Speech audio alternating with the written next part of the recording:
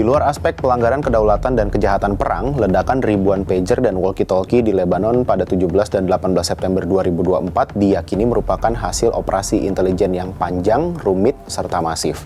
Operasi ini diduga adalah hasil operasi bersama agen intelijen Israel Mossad dan Angkatan Bersenjata Israel. Kemampuan Mossad dan Angkatan Bersenjata Israel meledakkan gawai secara masif ini sekali lagi menunjukkan kelihayan dan determinasi Israel dalam menerobos semua level organisasi musuh-musuhnya.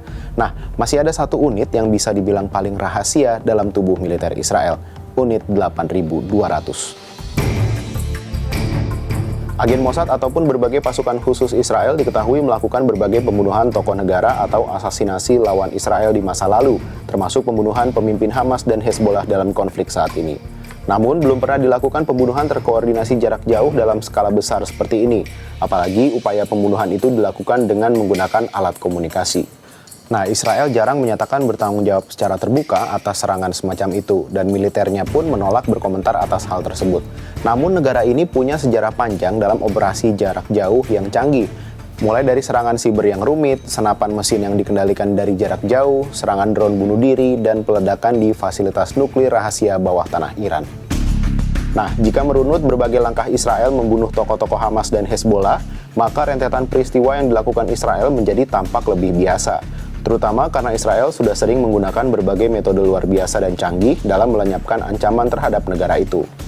Kini Israel dituding sebagai satu-satunya pelaku peledakan pager dan walkie-talkie di Lebanon. Secara khusus, tuduhan tersebut ditujukan kepada salah satu satuan paling rahasia, yakni Unit 8200 dalam militer Israel. Unit 8200 dalam bahasa Ibrani dikenal sebagai Shmon Matayim. Unit itu setara dengan National Security Agency NSA Amerika Serikat atau GCHQ dalam organisasi militer kerajaan Inggris. Unit 8200 atau Shmon Matayim adalah bagian dari Direktorat Intelijen Militer Israel yang setara dengan Badan Intelijen Strategis atau BAIS TNI di Indonesia. Unit 8200 lahir dari Lembaga Intelijen Sinyal Shin Mem 2 dari lembaga paramiliter bentukan Inggris di Palestina Haganah pada tahun 1930-an. Unit 8200 alias Shmon Matayim punya sekitar 5.000 prajurit aktif. Aktivitasnya bervariasi, mulai dari intelijen sinyal yakni memecah kode, menjaga kerahasiaan kode sandi serta komunikasi elektronika, menggali informasi, dan serangan lain berbasis teknologi. Salah satu operasi militer yang diduga melibatkan unit 8200 adalah serangan virus Stuxnet yang melumpuhkan sistem riset nuklir Iran pada tahun 2005 silam. Di medan perang, unit ini tergabung dengan markas besar operasi tempur. Setelah lepas dari kedinasan militer, sebagian besar veteran dari unit 8200 bekerja di sektor keamanan siber.